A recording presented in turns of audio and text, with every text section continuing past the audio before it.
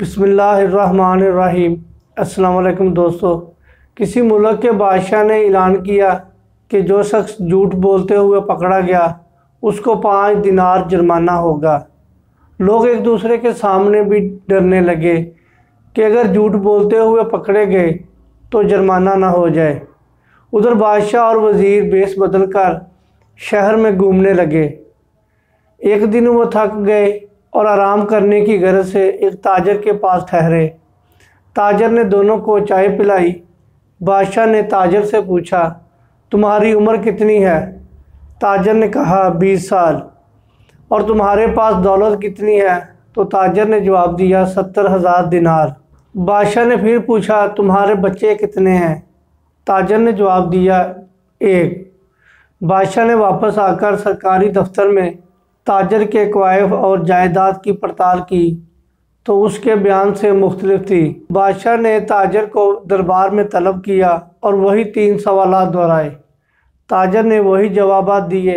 बादशाह ने वज़ीर से कहा, इस पर 15 दिनार जुर्माना आयद कर दो और सरकारी ख़जाने में जमा करा दो, क्योंकि इसने 3 झूठ बोले हैं। सरकारी कागजात में इसकी उम्र 35 साल है। इसके पास 70,000 दिनार से ज़्यादा रकम है और इसके 5 लड़के हैं। ताजर ने कहा, ज़िंदगी के 20 साल ही नेकी और ईमानदारी से गुजरे हैं, इसी को मैं अपनी उम्र समझता हूँ। और ज़िंदगी में 70,000 दिनार मैंने एक मस्जिद की तामीर में खर्च किए। इसको अपनी दौलत समझता हूँ। और 4 बच्चे नालायक हैं और बदअखलाक हैं।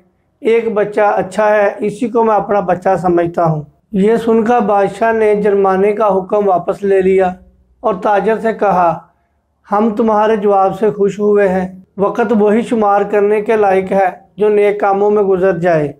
दौलत वही काबिल एतबार है जो राह खुदा में खर्च हो। और औलाद वही है जिसकी आदतें नेक हो। उम्मीद करता हूँ दोस्तों आज की ये स्टोरी आपको बहुत पसंद आई होगी। मुझे इजाज़त दीजिए, अपना ख्याल रखें। अल्लाह हाफिज़। अस्सलामु अलैकुम व रहमतुल्लाहि व बरकातुहू।